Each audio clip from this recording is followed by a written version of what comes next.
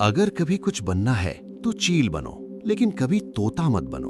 तोता बहुत बोलता है लेकिन बहुत ऊंचा नहीं उड़ सकता। चील बहुत कम बोलती है लेकिन बहुत ऊंचा उड़ती है। और चील दूसरे पक्षियों का राजा है।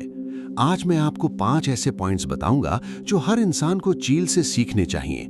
और इन 5 पॉइंट्स में जिंदगी की बहुत बड़ी सीख है। पहली सीख, चील अकेले उड़ती है।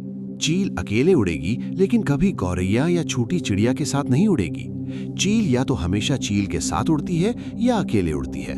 और इससे हमें छोटी सोच वाले लोगों से दूर रहने और अकेले रहने की सीख मिलती है, क्योंकि यही वो समय है जब आपको खुद को जानने का असली मौका मिलता है। दूसरी सीख, चील का विजन बहुत साफ और बहुत मजबूत होता है। चील अपने शिकार को 5 किलोमीटर दूर से देख सकती है और एक बार जब उसे अपना लक्ष्य दिख जाता है तो उसके बाद चाहे कितनी भी मुश्किल क्यों ना हो, वो अपना लक्ष्य हासिल करके ही चैन लेता है। इससे भी एक बड़ी सीख मिलती है कि अपना विजन साफ रखो और चाहे इसे पाना कितना भी मुश्किल क्यों ना हो, उस बाज की तरह पीछे मत हटो।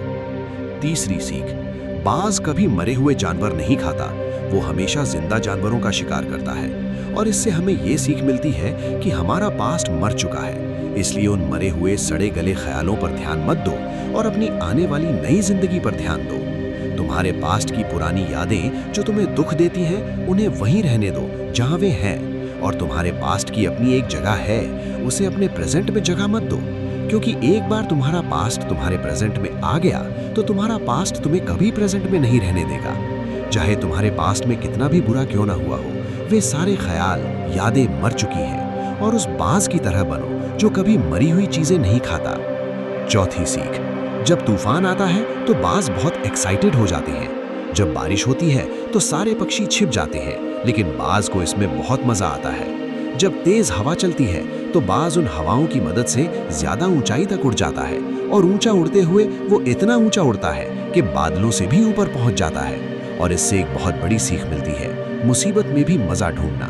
और नेपोलियन हिल ने एक बार कहा था कि हर बड़ी चुनौती अपने साथ एक बड़ा मौका लाती है। तो उस बाज की तरह आपको भी अपने मौके को पहचानना चाहिए। और जिस दिन आपने उन मौकों को पहचान लिया, उस दिन सारी मुश्किलें आपके नीचे होंगी और आप उन मुश्किलों से ऊपर होंगे।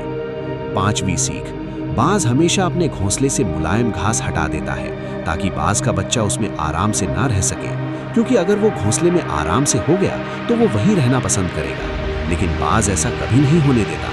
बाज एक पक्षी है और वो ये भी जानता है कि कंफर्ट जोन में कोई ग्रोथ नहीं होती। लेकिन हम इंसान हैं और इंसान होने के बावजूद बहुत से लोग ये नहीं समझते हैं। आप जितना ज्यादा कंफर्ट जोन में रहेंगे, भविष्य में आपकी जिंदगी उतनी ही असहज होती जाएगी।